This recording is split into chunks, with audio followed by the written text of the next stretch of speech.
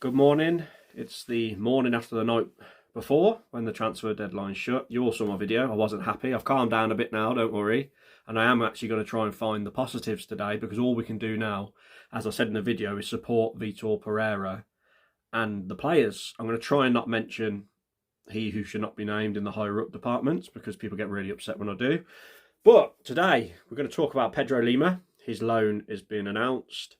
The meltdown of the Kalajdzic potential loan deal, which didn't happen in the end, thankfully, and some free agents that are knocking about to try and fill in the weak area of midfield.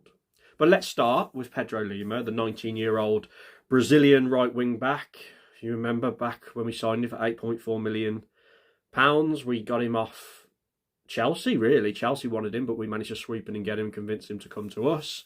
He's only made like 6 appearances, got the 1 assist, showed glimpses when he has played. You can tell there's talent there, but he has gone on loan to Porto overnight. And there was rumours he was going to go to Wrexham on loan. And the reason that didn't happen is because Brazil under-20s have got the World Cup coming up.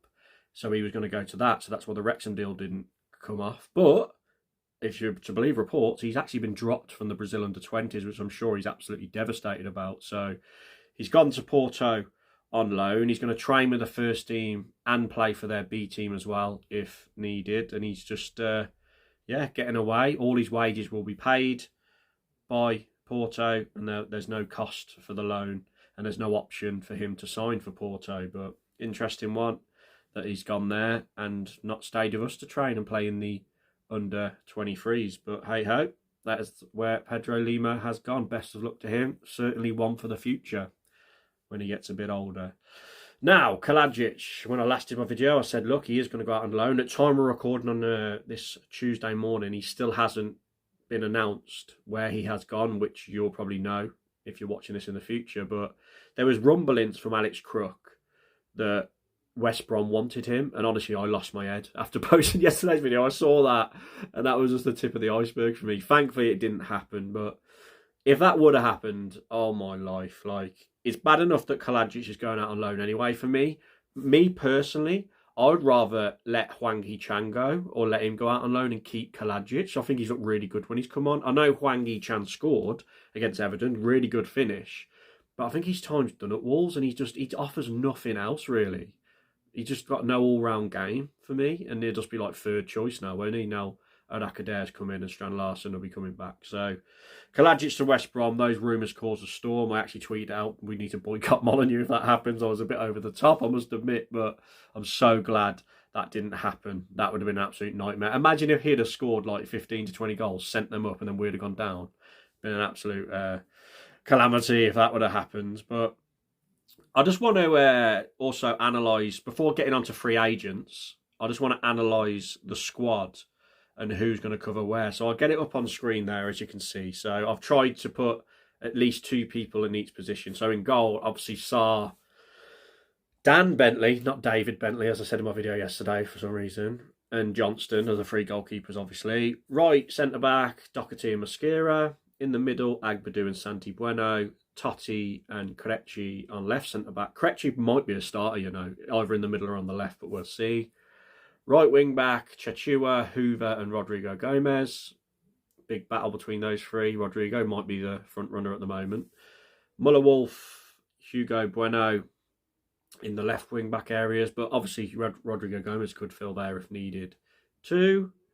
In the middle, João Gomez with Bellegarde behind, Andre with Menezes behind. Now, Bellegarde and Menezes, as I mentioned, play more as a 10, where Fer Lopez or Arias play, but they're the only cover we've got at the moment. Obviously, Krejci can jump into midfield if needed, but his best position is centre-half. The front 3, so Arias on the left with Hwang backing him up. Strand Larsen as the main striker with Adair backing him up, or Arakaderi. I think I've been pronouncing it wrong, Arakaderi. On the right, Fer Lopez, and the only one I can really think who would come in for him, obviously it'd probably be Menezes, but if not Menezes, Chirewa, who's stuck around as a homegrown option. So, yeah, that's the squad there. And for me, the glaring obvious weak point is midfield. If Andre or João Gomez get injured, and maybe right forward, you can see why Vitor Pereira wanted a midfielder or a right forward to come in on deadline day.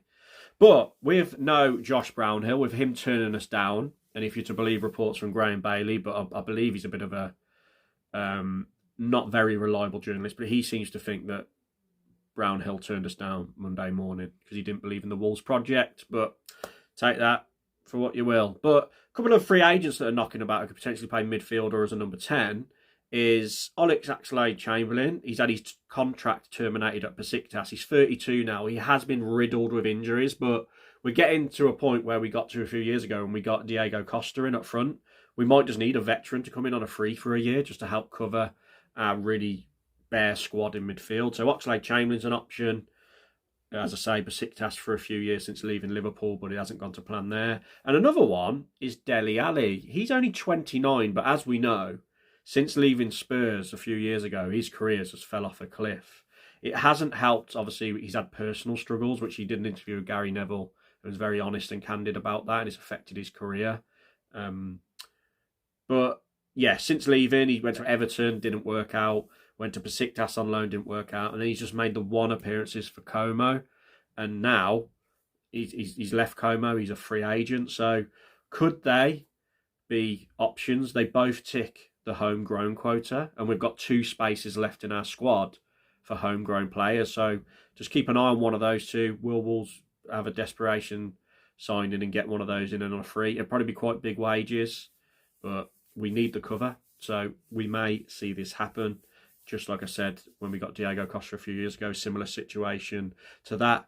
And also, I just want to show a picture of a potential new system that Vitor could potentially play in the future. I like the sound of what people have been saying. There's like a 5-2-1-2 or like a 3-4-1-2 with John Arias in behind Araka Dare and Strand Larsen, as you can see here. But the worry is the Africa Cup of Nations is coming up late December, and we're going to be missing Jackson Chichua, Manetsi, Agbadu, Arakadere and Chirewa. So Chirewa not so much, but the other 4 are key players, really. So that's why Vitor Pereira wanted big cover for each position, knowing the Africa Cup of Nations is coming up. So let me know what you think about that formation. Obviously, it's up for debate who would start. Muller, Wolf, Hugo Bueno on the left. Kelechi, will he come in? Because obviously Totti and Agbadu have struggled, but there we go. As I've said, I'm going to reiterate it. I've just given my own thoughts on this channel, and look, I was so angry yesterday, and I think that come across in the video, but now my priority now is to try and stay positive and just back Vitor and the lads.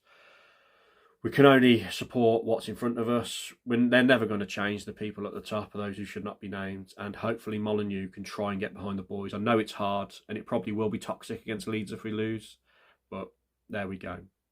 Also, Fields of Gold. I was part of one of the fan groups that was in the WhatsApp chat that was led by Dazzling Dave that wanted Fields of Gold in. It hasn't worked playing that as the teams walk out. So I think drop Fields of Gold back earlier on in the playlist and put the Liquidator back as the Liquidator for me. I don't think we're allowed to because the West Midlands Police. I'd love the Liquidator, or just keep Hi-O Silverline in there. But Fields of Gold was brilliant for the Jota tribute, but hasn't gone down so well with the fans because it does not generate atmosphere. So that experiment failed. The fans have let their voice heard on that one. Get rid of it from the last song. That's when it's walking out. And yeah, Sunderland have got a slow anthem and their atmosphere was brilliant when they played it.